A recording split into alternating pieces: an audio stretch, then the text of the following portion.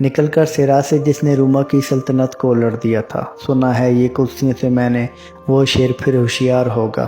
اس خوبصورتی کے ساتھ مراکش نے اسپین کو، جو کہ سابقہ عالمی چیمپئن ٹیم تھی، فیفا ورلڈ کپ میں ہرا کر تاریخ میں پہلی مرتبہ کوارٹر فائنل کے لیے کوالیفائی کر لیا ہے۔ اور اس میں جو خوبصورت اور وہ جذبہ جو مجھے لگا وہ یہ ہے کہ مراکش کی ٹیم نے سب سے پہلے سرسجدہ ہو کر اپنے رب کا شکر ادا کیا۔ اس کے بعد اتنے بڑے میگا ایونٹ میں غزہ اور فلسطین کے لوگوں کے ساتھ ان پر ہونے والے مظالم کے خلاف اظہار یکجہتی کرتے ہوئے ان کے جھنڈے کو لہرایا۔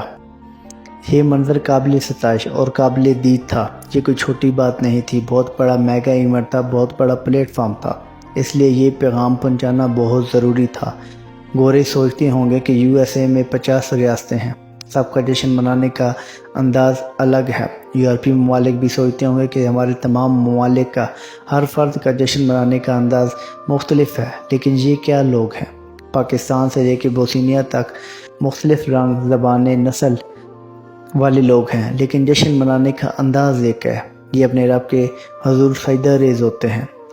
اپنی ملت کے قیاس اقوام مغرب سے نہ کر کہ خاص ترکیب میں قوم رسول ہاشمی۔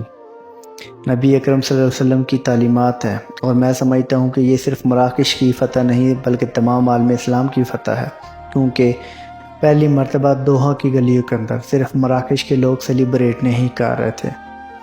پاکستانی تھے، قطری تھے، سعودین تھے، الجیرین تھے، لبنان کے لوگ تھے، اردن کے لوگ تھے، جو اپنے اپنے جھنڈے اٹھائے فتح کا جشن منا رہے تھے۔ اور سب سے زیادہ نظر آنے والا جھنڈا فلسطین کا جھنڈا تھا۔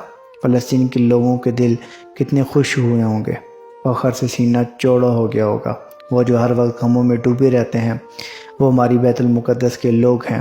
فرمان مصطفیٰ صلی اللہ علیہ وآلہ وسلم ہے، حضور نے فرمایا کہ تمام امت مسلمہ ایک جسم کی مانند، جسم کے کسی حصے میں درد ہو تو پورے جسم میں درد محسوس ہوتا ہے۔ امت مسلموں کو چاہیے کہ دنیا کی کسی بھی کونے پر مسلمانوں پر اگر ظلم ہو تو اس کے خلاف اس کے درد کو محسوس کریں۔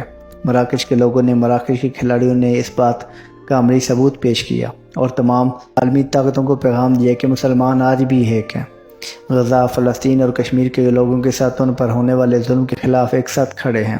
اور اب تیرا بھی دور آنے کو ہے، فقر غیور کھا گئی روئے فرنگی کو ہوائے سیم و زر۔ اللہ مسلمان اور اسلام کا بول بالا فرمائے۔